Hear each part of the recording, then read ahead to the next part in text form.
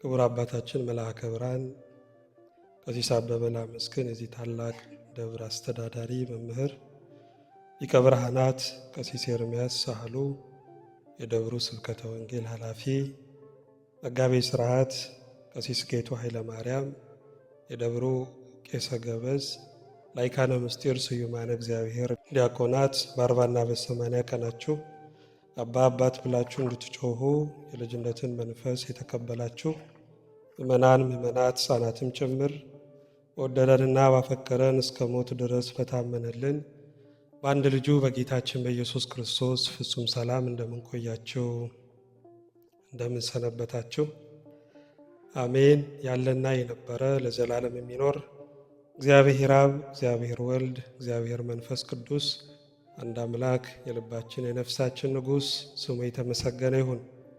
እንዲሁም የተሰወረ መና ባለበት በንጹሕ የወርቅ መሶብ የምትመሰል ማንም በማይደፍረው ብርሃን ውስጥ የሚኖረውን አምላክ በሆዷ የተሸከመች የመዳናችን ምልክት የዕድሜያችን ማስረዘሚያ የእናታችን የድንግል ማርያም የእመመሲህ በረከቷ አማላጅነቷ አይለየን። እግዚአብሔር የሰጠን የትምህርታችን ርዕስ ሰፊ ልብ የሚል ይሆናል። መዝሙረ ዳዊት መዝሙር 118 ቁጥር 32 ላይ የሚገኘውን ኃይለ ቃል መነሻ አድርገን ነው ዛሬ ለመማር የምንሞክረው። ክፍሉን አንዴ ላንብብላችሁ። ልቤን ባሰፋኸው ጊዜ በትእዛዝ መንገድ ሮጥኩ ይላል። ስለ ቃሉ የቃሉ ባለቤት አምላካችን እግዚአብሔር ስሙ የተመሰገነ ይሁን። ይህንን ቃል ያጻፈ መንፈስ ቅዱስ ነውና የቃሉን ፍቺ ደግሞ እንዲያብራራልን ጥበቃው በዙሪያችን ማዳን በረከቱ በመካከላችን እንዲሆንልን እግዚአብሔር ተናገረ እኔ ደግሞ ሰማው እንድንል ጸጋው እንዲበዛልን ሕልውናው እንዲሰማን ቅዱስ ፈቃዱ ይሆንልን። እንግዲህ ስለ ልብ ነው የምንማረው። መቼም ስለ ልብ ሲነሳ የልብ ነገር ልብን ይነካል። መጽሐፍ ቅዱስ በተደጋጋሚ ስለ ልብ የሚናገረው ነገር አለ። ስለ ልብ ሲናገር ግን ይሄ ጅማትና ደም የሚዘዋወርበትን አካላዊውን ልብ ሳይሆን መጽሐፍ ቅዱስ ልብ የሚለው አስተሳሰብን ነው። እንግዲህ አስተሳሰብ ወይም ልብ ምንድን ነው ካልን የሰው ልጅ መመዘኛው ነው። ሰው በገንዘቡ አይመዘንም፣ ሰው በውበቱ አይመዘንም፣ ሰው ባለባበሱ በቁመናው አይመዘንም። የሰው መመዘኛው ምንድን ነው ካልን ልቡ ወይም አስተሳሰቡ ነው። ሳሙኤልን ካስታወሳችሁ እግዚአብሔር ወደ እሴይ ቤት ወደ ቤተልሔም እግዚአብሔር ሳሙኤልን ላከው። በዛ በእስራኤል ላይ እንዲነግስ ከእሴይ ልጆች መካከል አንዱን ቀባልኝ አለው። ሳሙኤልም ወደ እሴይ ቤት ሲገባ መጀመሪያ ያየው ኤልያብን ነበር ይላል መጽሐፍ ቅዱስ። ኤልያብ ቁመታም ነው፣ መልከ መልካም ነው፣ ሲታይ የሚያስደነግጥ ነው። ስለዚህ በእስራኤል ላይ እንዲነግስ የመረጥከው እግዚአብሔር ሆይ ኤልያብን ነው አለው። እግዚአብሔር ግን ወደ ሳሙኤል ተጠግቶ ምንድነው ያለው? ሰው እንደሚያይ እግዚአብሔር ያያል።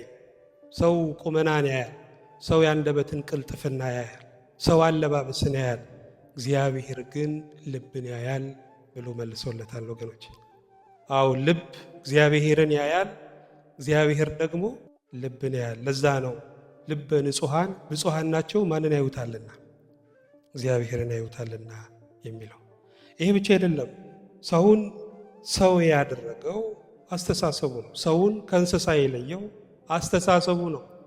ካለበለዚያ ከእንስሳ እኮ በምንም አንለየው። እኛ ቤት አለን እንላለን አይደለ? በሬም እኮ ቤት አለው፣ በረት አለው። እኛ ስራ አለን እንላለን፣ በሬም ስራ አለው፣ ጠዋት ተነስቶ ያርሳል። እኛ ሚስት ልጆች ሊኖሩን ይችላሉ፣ በሬም ሚስትም ልጅም አለው ወገኖች። ስለዚህ ሰውን ከእንስሳ የሚለየው ሰውን ከምድር ከፍ የሚያደርገው ሰውን ምድራዊ ኪሩብ የሚያደርገው ምንድን ነው ካልን አስተሳሰቡ ነው። ይሄ ብቻ እንዳይመስላችሁ፣ ሰውን ዓለም አቀፋዊ የሚያደርገውም አስተሳሰቡ ነው። በቤታችን ውስጥ የሚያስቀረን እስከ ምድር ጥግ ድረስ የሚያደርሰን ምንድን ነው ካልን አስተሳሰብ ነው ወገኖች። ይህ ብቻ አይደለም፣ ከእግዚአብሔር ጋር ህብረት እንድናደርግ የሚያደርገን ልባችን ወይም አስተሳሰባችን ነው። መጽሐፍ ቅዱስ ካነበባችሁ እኮ ልጄ ሆይ ልብህን ስጠኝ ነው የሚለው። አስቀድሞ ገንዘብህን ስጠኝ አላለ፣ ጉልበትህን ስጠኝ አላለ። ግን የህይወት መውጫ፣ የራእይ መውጫ፣ የእቅድ መውጫ፣ የሥራና የትግባር መውጫ የሆነውን ዋናውን የሰውነታችንን ክፍል ልባችንን ሲጠይቅ እናየዋለን።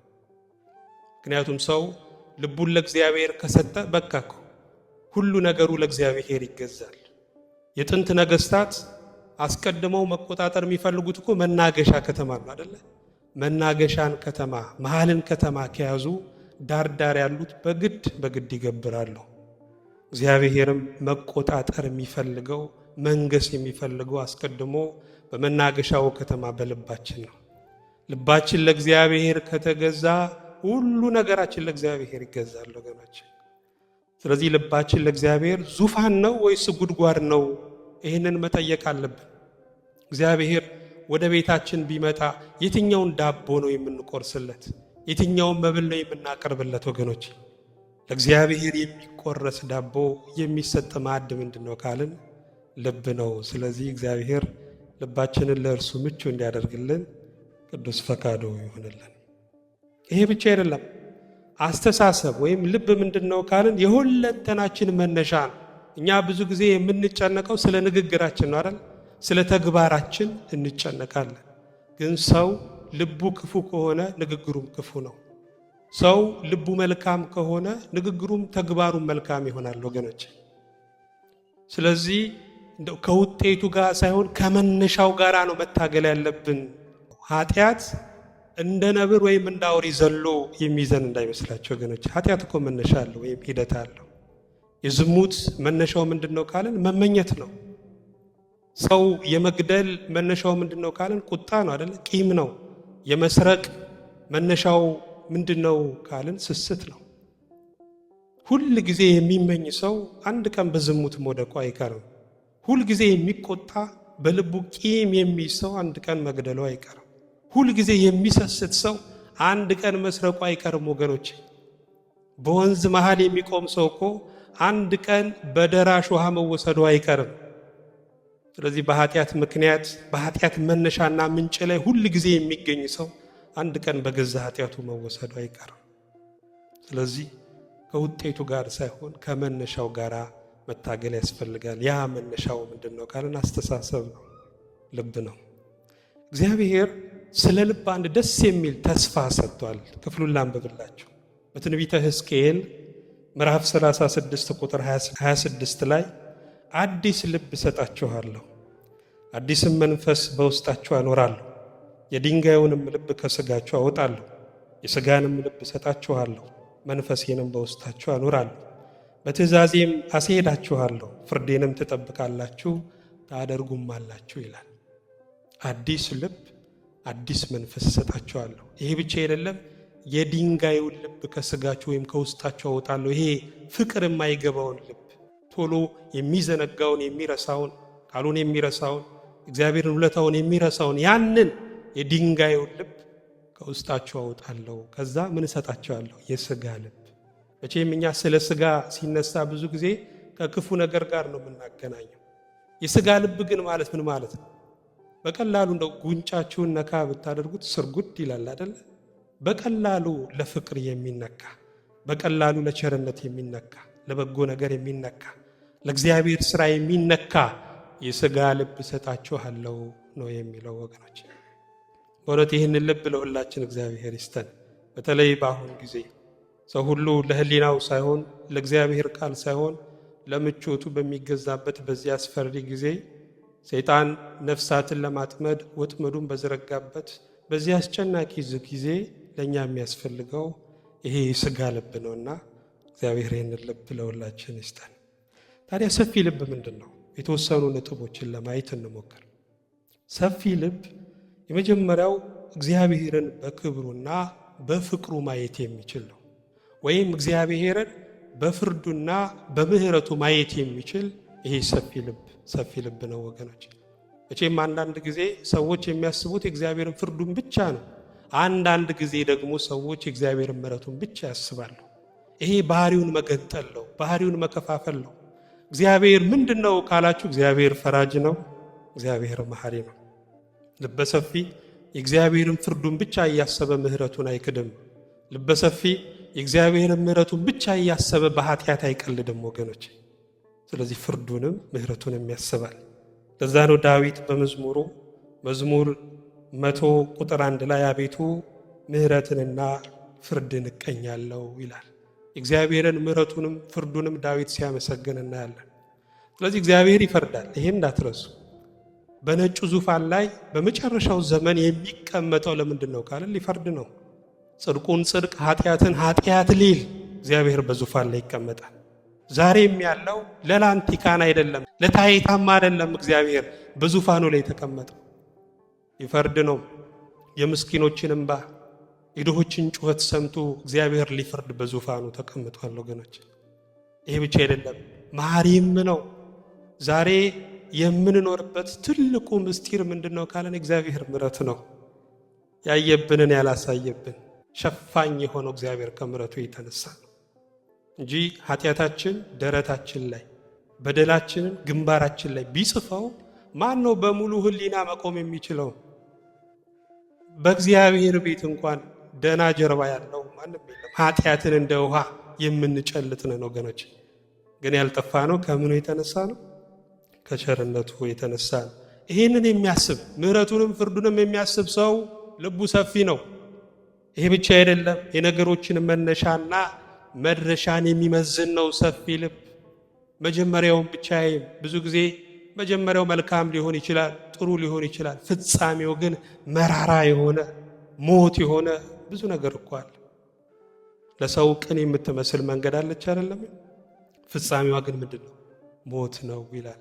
ስለዚህ ልበሰፊ ሰው መጀመሪያውንም መጨረሻውንም ይመዝናል። ነገሮችን በምኞቱ ሳይሆን እንደው በፍላጎቱ ሳይሆን በእግዚአብሔር ቃል መርምሮ መዝኖ የሚወስን ነው ወገኖች። ዛሬ ብዙ ሰው ለምንድን ነው እያለቀሰ የሚኖረው? እየተጨነቀ ዙሪያው ገደል ሆኖበት ግድግዳውን መሬቱን እየደበደበ የሚኖረው ለምንድን ነው ካልን በምርጫ ጉዳይ ነው። ዛሬ እንደ እግዚአብሔር ቃል ከወሰንን ነገ ያማረ ይሆናል። ሽምግልናችን የለመለመ ይሆናል። እዛ ነው አባቶቻችን የእግዚአብሔርን ቃል በተራራ የሚመስሉት። ተራራ የሚወጣ ሰው ይጨነቃል፣ ይደክማል፣ ብዙ ላብ ያለበዋል። የተራራው ራስ ላይ ሲወጣ ግን ሁሉን ማየት ስለሚችል ገደሉን፣ መስኩን፣ ወንዙን ሁሉን ማየት ስለሚችል ደስተኛ ይሆናል። የእግዚአብሔርም ቃል ልክ እንደዛው ነው። እስክትማሩት ገንዘብ እስክታደርጉት ብዙ ትግል አለው። ያንን ቃሉን ግን ገንዘብ ካደረጋችሁ በኋላ ጽድቁንና ኃጢአቱን ብርሃኑንና ጨለማውን መለየት ስለምትችሉ በሕይወታችሁ ደስተኛ ትሆናላችሁ። ስለዚህ ደስታ በመሸታ ቤት የምትገኝ አይደለችም። ደስታ ዱርዬም አይደለችም። ደስታ በዝሙት፣ ደስታ በመጠጥ፣ ደስታ አየር ላይ በመሄድ፣ ደስታ ውሃ ላይ ቤት በመስራት የሚገኝም አይደለም። ደስታ ምንድን ነው ካለን ነገሮችን መዝኖ እንደ እግዚአብሔር ቃል መወሰን መቻል ነው ወገኖች።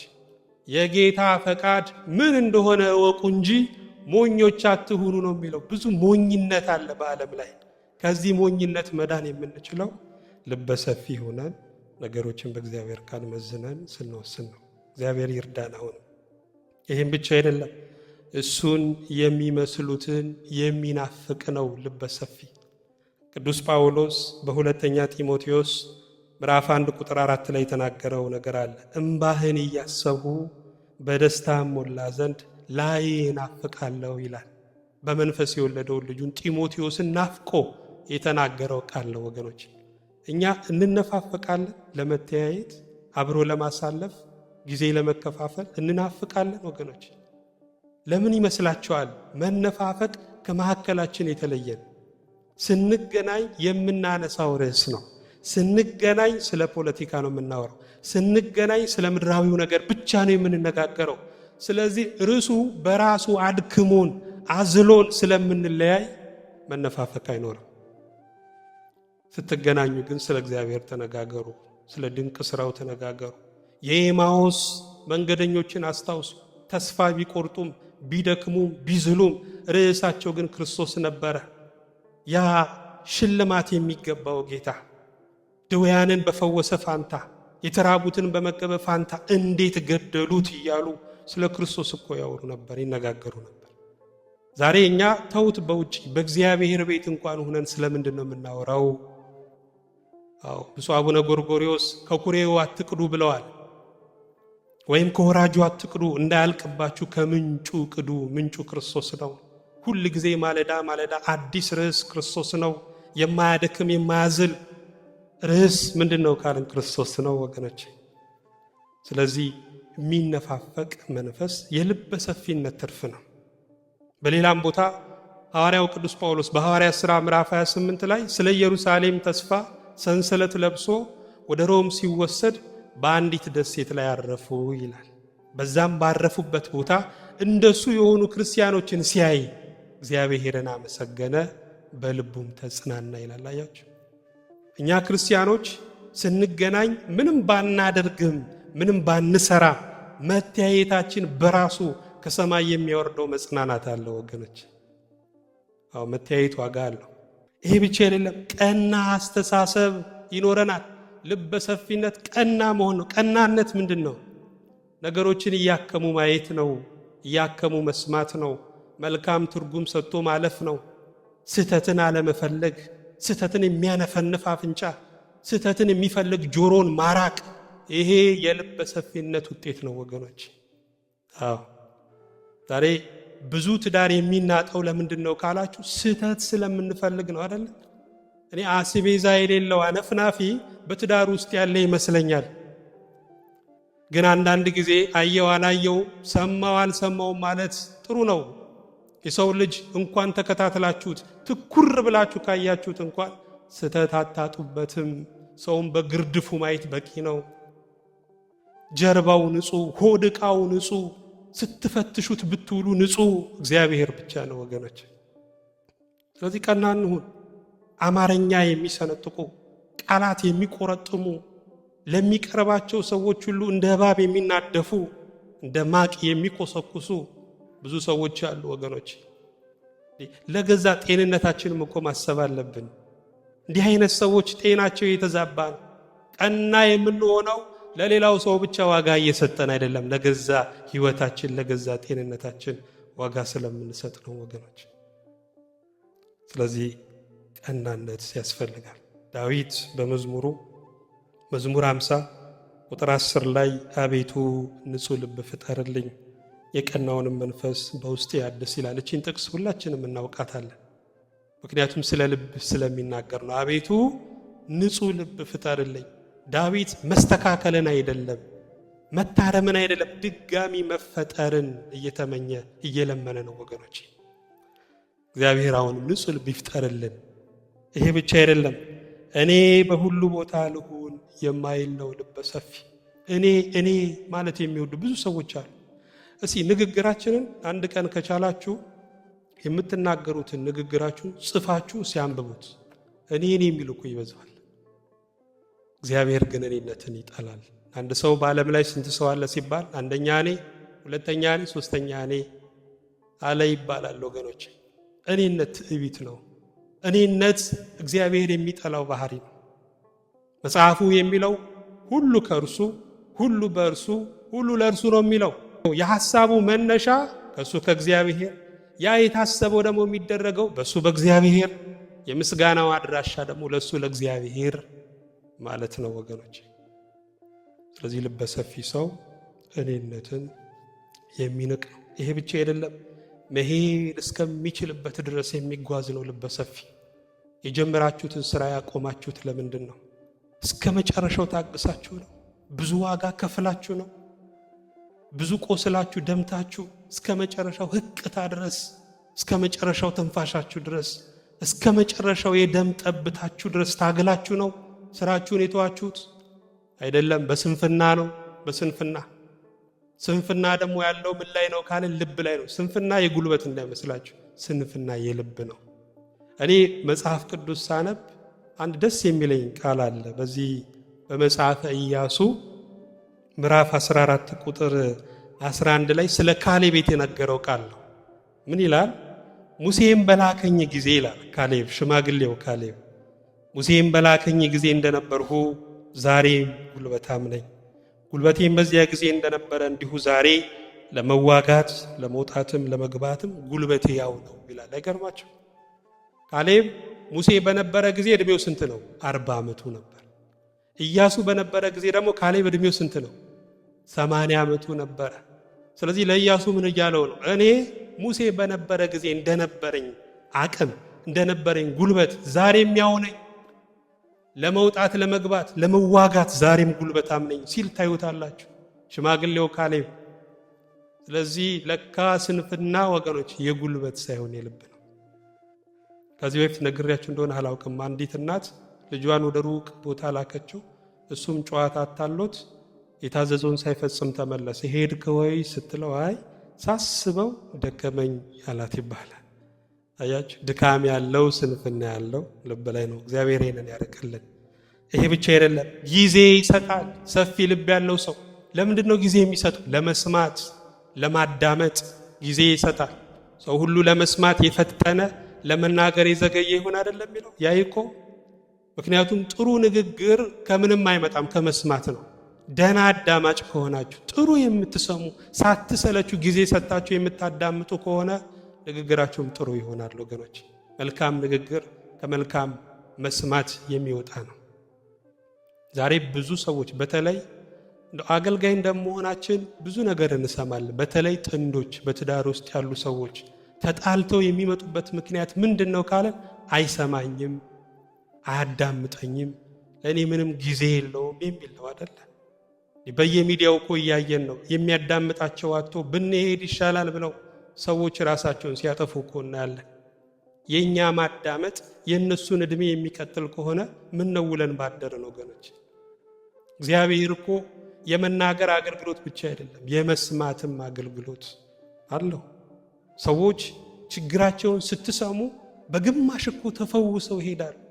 ቢያንስ ቅልል ይላቸዋል። ስለዚህ ማዳመጥ መቻል ወገኖች፣ መስማት መቻል የልበ ሰፊነት ትርፍ ነው። እግዚአብሔር በዚህም ይርዳን። ይሄ ብቻ አይደለም፣ ከመፍረድ ያድናል ልበ ሰፊነት። በተለይ እኛ ኢትዮጵያውያን እውነት ነው የምላችሁ ትልቁ ችግራችን ምንድነው ካለን መፍረድ። ነገሩን በደንብ ሳናጣራ ቦታው ላይም ሳንገኝ በመፍረድ የታወቀነን። እግዚአብሔር ግን ፍርድን ይጠላል ወገኖች። ሲጀመር እኛ ፈራጅም አይደለም። እኔ እፈራለሁ። ስለ ፍርድ ሲነሳ ምፈራበት ነገር አለኝ። ምክንያቱም እግዚአብሔር የፍርድ ጠባያችንን በምክርና በትምህርት የሚያስተላችሁ እንዳይመስለን። በምክር አይደለም የሚያስተለን። እኛ በፈረድንበት ፍርድ ፈርዶ ማቁ ውስጥ ጥሎ ነው የሚያስተምረን ወገኖች። እንዳይፈረድባችሁ አትፍረዱ ነው የሚለው። ከዛ ይልቅ መጸለይ መልካም። ምክንያቱም ጸሎት በሁለት ወገን የተሳለ ሰይፍ ነው። አንደኛ ራሳችንን ስንጸልይ ከፍርድ እናድናለን። ሁለተኛ ደግሞ ያ ሰው ወድቆ ከሆነ ይነሳል፣ ደክሞ ከሆነ ይበረታል፣ ጠፍቶ ከሆነ ይገኛል፣ ውቶ ከሆነ ሕያው ይሆናል። ስለዚህ ከመፍረድ መጸለይ እጅግ መልካም ነው በእውነት። አንድ ጣታችንን ሰው ላይ ስንጠቁም እኮ 4 ጣታችን ወደኛ ነው የሚጠቁመው። አንተም በደለኛ ነህ ነው። ዮሐንስ አፈወርቅ አንድ የተናገረው ነገር አለ። እግዚአብሔር ማሰር ከጀመረ እስር ቤት የማይገባ ማንም የለም። ሁሉም በደለኛ ነው። በበደል ማሰሪያ፣ በኃጢአት ማሰሪያ፣ በመርገም ማሰሪያ የታሰርን። ስለዚህ ከመፍረድ ይልቅ የራስን ኃጢአት እያሰቡ መጸለይ እጅግ መልካም ነው። ይሄ ልበ ሰፊነት ነው። ይሄ ብቻ አይደለም፣ ባለራእይ ነው። ሰፊ ልብ ባለራእይ። መጽሐፍ ቅዱስ ምን ይላል? በመጽሐፈ ምሳሌ ምዕራፍ 29 ቁጥር 18 ላይ ራእይ ባይኖር ሕዝብ መረን ይሆናል፣ ልቅ ይሆናል ማለት ነው ወገኖች። አዎ ዛሬ ትውልዱ ወዴት እንደሚሄድ የማያውቀው ፈርሶ የማያልቀው ለምንድን ነው ካለን ራእይ ስለሌለ ነው። ራእይ ስለጠፋ። ራእይ ማለት ባለ ብዙ ዲግሪ መሆን አይደለም።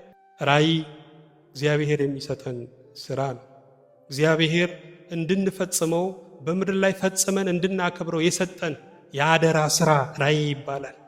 ከራሳችን አልፈን ከትዳራችን አልፈን ለሀገር ለቤተ ክርስቲያን የምንሰራው ስራ ራእይ ይባላል። ራእይ የህይወት ጭማቂ ነው። ራእይ የረገጡትን ማየት አይደለም፣ ያዩትን መርገጥ ነው፣ ያዩትን መውረስ። ይሄ ራእይ ይባላል ወገኖች። ትዳር፣ ልጆች መውለድ፣ ስራ፣ ይሄ ለዋናው ራእይ እንደ ግብአቱ ነው የሚያገለግል ነው። ዋናው ስራ ግን ለሀገርና ለቤተ ክርስቲያን የምንሰራው ስራ ነው። ለዛ ነው ጌታ በዮሐንስ ወንጌል ምዕራፍ 17 ላይ አባት ሆይ የሰጠኸኝን ስራ ፈጽሜ በምድር አከበርኩ ይላል። ስለዚህ እግዚአብሔር የሰጠን ስራ አለ። እንደው አለማወቅ ሊሆን ይችላል፣ ለይቶ አለመረዳት ሊሆን ይችላል እንጂ በጸጋ ባይተዋር የሆነ ያለ ስራ የተፈጠረ ማንም የለምና ስራውን ፈጽመን እንድናከብረው እግዚአብሔር ይርዳን። ይሄ ብቻ አይደለም። ልበሰፊነት ዓለም የጋራ ንብረታችን መሆኑን መረዳት ነው። ዓለሙ የጋራ ነው ወገኖች። ይሄ ዓለም የኛ ቢሆን ኑሮ የምንጠላቸውን እኮ እንዲኖሩ አንፈቅድላቸውም ነበር። እንኳን የምንጠላቸውን ሐሳባችንን የማይቀበሉትን እንዲኖሩ አንፈቅድላቸውም ነበር። ዓለሙ ግን የጋራ ነው ወገኖች። ስለዚህ ልበሰፊ ሰው በዘር አይሰቃይም፣ በጎሳ አይሰቃይም፣ በቋንቋ አይሰቃይም። ሁሉም የእሱ ወገን እንደሆነ ዓለሙ የጋራው እንደሆነ የሚረዳ ነው ወገኖች። ዘረኝነት እግዚአብሔር የሚጠላው ተግባር ነው። ዘረኝነት እግዚአብሔር ከኔ ውጪ ሌላ ፍጥረት አልፈጠረም ብሎ መጥበብ ነው ወገኖች። ከዚህ ማንነት እግዚአብሔር ያድነን። በእውነት በወንድማማች መዋደድ እርስ በርሳችሁ ተዋደዱ የሚል ደስ የሚል ቃል በባልና በሚስት እንኳን አይደል። ምክንያቱም ባልና ሚስትን 80ም ሊለያቸው ይችላል፣ ፍርድ ቤትም ሊለያቸው ይችላል። ወንድማማችነትን እኮ ፍርድ ቤት አይለየው። ንብረት ሊወድም ይችላል ግን ይቀጥላል። አካል ሊጎድል ይችላል ግን ይቀጥላል። ለምን? በማይፈታ የደም ሰንሰለት ስለተያያዙ ነው። ስለዚህ መጽሐፍ ቅዱስ የሚያዘን በወንድማማች መዋደድ እንድንዋደድ ነው። ሀገራችሁን ውደዱ፣ የመጣችሁበትን አካባቢ ቋንቋችሁን ውደዱ። የእናንተ የሆነውን ለመውደድ ግን ግድ የሌላውን መጥላት አይጠበቅባችሁም። እኔ እናቴን ለመውደድ የሌላውን እናት እኮ መጥላት የለብኝም። ኢትዮጵያን ለመውደድ ሱዳንን መጥላት የለብኝም ወገኖች። መውደድ ተፈቅዷል። ችግሩ የኛን እንወዳለን እያለን የሌላውን የምንጠላ ከሆነ ባጭሩ ዘረኞች እንሆናለን። ልበሰፊነት ዓለም የጋራ ንብረት መሆኑን መረዳት ነው። ታዲያ ልበሰፊነት እንዲህ የሚጥም ከሆነ ደስ አይልም? ልበሰፊነት እንዲህ ደስ የሚል ከሆነ ልበሰፊ ለመሆን ምንድን ነው የሚያስፈልገው? የተወሰኑ ነጥብ ላንሳላችሁና ትምህርት ልጨርስ። ልበሰፊ ለመሆን የመጀመሪያው የእግዚአብሔርን አስተዳደር ማሰብ ነው። እግዚአብሔር እንዴት ነው ዓለሙን የሚያስተዳድረው ወገኖች? በፍቅር ነው አይደለ? ለኃጢአተኞች ወይም ደግሞ ለጻድቃን ብቻ ለይቶ የሚያደርገው ነገር አለ? እግዚአብሔር ዝናቡን እንኳን ሲያዘንብ በጻድቃን ጎጆ ላይ ብቻ አይደለም ፀሐዩን የሚያወጣው፣ በአራቱም አቅጣጫ ነፋስን የሚያነፍሰው ለመልካሞቹ ለደጎቹ ብቻ አይደለም ለኃጢአተኞቹም ነው። ለማያምኑትም፣ ለሚክዱትም፣ ለሚሰርቡትም፣ ለሚወጉትም ጭምር ነው እግዚአብሔር ከመልካምነቱ ቸርነትን የሚያደርገው። ስለዚህ ይህንን አስተዳደሩን የፍቅሩን አገዛዝ ስናስብ ልባችን ሰፊ ይሆናል። ዛሬ እኛ ምጽዋት እንኳን ስንሰጥ እኮ እየለየን ነው። በዘር እኮ የሚመጸውቱ አሉ፣ በሃይማኖት የሚመጸውቱ አሉ። ግን ሆድ ሃይማኖት የለውም፣ ሆድ ቋንቋ የለውም። የሆድ ሃይማኖቱ ምንድነው ካልን የሚበላ የሚጠጣ ነው። የሆድ ዘሩ ምንድነው ካልን መብል ነው ወገኖቼ። ለዛ ነው መጽሐፍ ቅዱስ ለሰው ሁሉ ይልቁንም ለቤተ ክርስቲያን ሰዎች ደግሞ መልካሙን አድርጉ ይላል። ለሰው ሁሉ በስላሴ አምሳል በስላሴ ምሳሌ ለተፈጠረ ለሰው ሁሉ ክርስቶስ ለሞተለት ደሙን ጠብ ላደረገለት ለሰው ሁሉ መልካሙን አድርጉ ይላል። ይሄ ብቻ አይደለም፣ ልዩነት ሙላት መሆኑን መረዳት። መቼም አሁን እያንዳንዳችን ወደዚህ ቤተ ክርስቲያን የመጣ ነው በጸጋ ልዩ ልዩ ስለሆንን ነው አይደለ? እኔ አሁን ሁሉንም ጸጋ በሙላት ቢይዝ እኮ እዚህ መምጣትም አያስፈልገኝም። እናንተም በሙላት አንድን ጸጋ ብትይዙ መምጣት አያስፈልጋችሁም። ግን እኔ ጋራ ያለው እናንተ ጋራ ስለሌለ፣ እናንተ ጋራ ያለው እኔ ጋር ስለሌለ እንድንሳሳብ እንድንፈላለግ አድርጎናል ወገኖች። ይህንን ቅዱስ ጳውሎስ ሲናገር ምን ይላል መሰላችሁ? በአንደኛ ቆሮንቶስ ምዕራፍ 12 ቁጥር 17 ላይ አካል ሁሉ ዓይን ቢሆን መስማት ወዴት በተገኘ፣ ሁሉም መስማት ቢሆን ማሽተት ወዴት በተገኘ ይላል። ይሄ አካሌ በሙሉ ዓይን ቢሆን ከማፍጠጥ ውጪ መሳቅ እችላለሁ? ይሄ አካሌ በሙሉ ጥርስ ቢሆን ከመሳቅ ውጪ ማሽተት እችላለሁ? ወገኖች እግዚአብሔር በአንዱ አካል ላይ ልዩ ልዩ ብልቶችን አደረገ፣ የሰውነት ክፍሎችን አደረገ። የሚተጋገዙ የሚደጋገፉ፣ እጅ ለአፍ ያነሳል፣ ጥርስም ለሆድ ያላምጣል፣ ይተጋገዛሉ። ቁርጭምጭሚት እንቅፋት ቢመታው ዓይን እኔ ከላይ ነው ያለሁት ብሎ እኮ አይስቅም። የደማውን ቁስሉን ለማየት ዝቅ ሲል ከፍታውን ያጣል። የሚተጋገዙ ናቸው። እኛ ግን ይሄ ስላልገባን በቃ ስንጠላለፍ እንውላለን። ለአገልግሎት እንቅፋት ስንሆን እንታያለን። ወገኖች ልዩነትን አክብሮ መያዝ ይሄ ልበሰፊ እንድንሆን የሚያደርግ ነው። ይሄ ብቻ አይደለም።